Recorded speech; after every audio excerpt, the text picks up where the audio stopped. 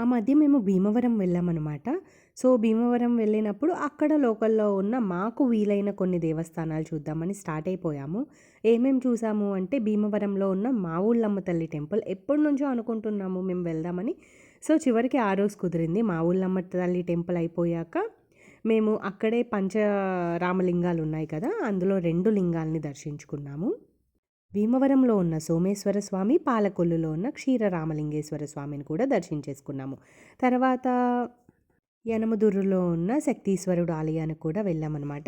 So, ఈ temples అన్నీ చూసుకొని అయితే మేము ఆ రోజు డే అంతా అలా అయిపోయింది. సో, స్టార్టింగ్ అయితే మా ఊళ్ళమ్మ తల్లి టెంపుల్‌కి వెళ్ళిపోయాము. సో, అక్కడ ఎర్లీ మార్నింగ్ వెళ్ళడం వల్ల మాకు పార్కింగ్ ఇబ్బంది లేదు. లేదు అంటే పార్కింగ్ కొంచెం ఇబ్బంది అయ్యేదేమో. సో, అమ్మవారి దర్శనం బాగా అయిపోయింది. నేను ఫస్ట్ టైమ్ చూడడం చాలా అందంగా అనిపించారనమాట అమ్మవారు. ఆ కళ్ళైతే ఎంత బావున్నాయో.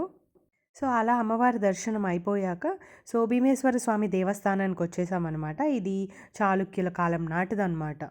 మనకున్న పంచరామ క్షేత్రాల్లో ద్రాక్షారామంలో ఉన్నది భీమేశ్వర స్వామి. ఈయన మాణిక్యాంబ సమేతంగా ఉంటారు. అండ్ ఇదొక శక్తిపీఠం అనమాట.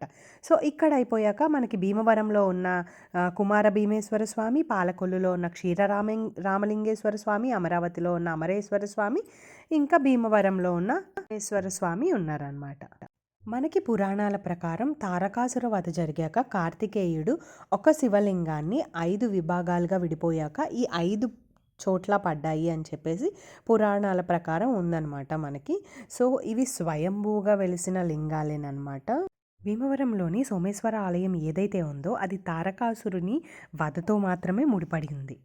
ఇక్కడ అతని మెడ నుంచి పడిపోయిన శివలింగ భాగాన్ని చంద్రుడు ప్రతిష్ఠించారు అని అంటారు. ఈ ఆలయ నిర్మాణం అయితే 10వ శతాబ్దంలో జరిగింది అంటారు. తూర్పు చాళుక్యుల కాలం నాటి ఆలయం అనమాట.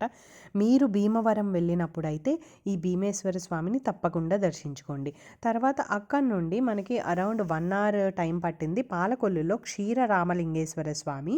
ఇక్కడైతే శివుడు ఎలా ఉంటారంటే వైట్‌గా ఉంటారు. చాలా బావుంటది లింగం. అంటే చాలా పాత లింగం కదా! టెంపుల్ కూడా పొడుగు కూడా చాలా అనిపించింది నాకు. ఎంత పొడుగ్గా అనిపించిందో. అండ్ టెంపుల్ ఇక్కడ నుండి స్టార్ట్ అయ్యి ఈ ఫస్ట్ గోపురం నుండి లోపలికొచ్చి ఈ నందీశ్వరం నుంచి లోపలికెళ్ళి చాలా లోపలికి ఉందన్నమాట టెంపుల్. తర్వాత ఏంటంటే ప్రతి దేవుడు విగ్రహాలు ఉన్నాయి. అంటే ప్రతి దేవుడివి ఉన్నాయి. సో, నాకు వీలైనంత అయితే నేను వీడియో తీశాననమాట. చాలా అనిపించింది నాకక్కడ. 108 యుద్ధాలు చేశాక ఈ ఆలయాన్ని నిర్మించారంట. ఇంకొక విషయం ఏంటంటే 46 శాసనాలు ఉంటాయంట. ఈ గోపురం ఏదైతే ఉందో మనం అబ్జర్వ్ చేస్తే తెలుస్తది. సో, ఇలా చూసారు కదా! ఈ గుడంతా ఇలా రౌండ్ అంతా ఇలా ప్రతి ఒక్క దేవుడిది ఉన్నది. ఆ పక్కన రాసున్నదనమాట. ఏ అమ్మవారు ఏంటి అని చెప్పేసి. సో, కుమారస్వామి, లక్ష్మీదేవి, సరస్వతీదేవి, వినాయకుడు, సత్యనారాయణ స్వామి, దుర్గాదేవి, నెక్స్ట్ శివుడు, పంచరామలింగాలు కూడా ఎలా ఉన్నాయి ఏంటి అనేది మొత్తం అంతా ఇక్కడ ఉంది. సో, మీరు అటు వెళ్ళినప్పుడు క్షీరరామలింగేశ్వర స్వామిని కూడా దర్శనం చేసుకోండి. సో, మేము వెళ్ళింది నార్మల్ డేస్‌లో కాబట్టి మాకు దర్శనం అయితే చాలా అయిపోయింది. సో, జనరల్‌గా కార్తీక మాసంలో బస్సు పెడతారనమాట. బసెస్ ఉంటాయి ఏపీ వాళ్ళవి. 1 డేలో అన్నీ కవర్ చేస్తారు. బట్ అప్పుడైతే చాలా రష్ ఉంటది. సో, ఎప్పుడైనా ఇలా నార్మల్ డేస్‌లో ప్రిఫర్ చేస్తే ఏంటంటే టెంపుల్స్ దర్శనం తొందరగా అవుతది. చాలా టెంపుల్స్ కూడా చూడొచ్చు. చాలా ప్రశాంతంగా అనిపిస్తది.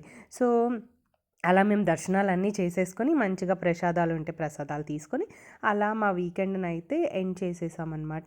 సో, ఇక్కడ లడ్డు అయితే నాకు చాలా నచ్చింది మా ఊళ్ళమ్మ తల్లి దగ్గర. మీరు కూడా ట్రై చేసేయండి.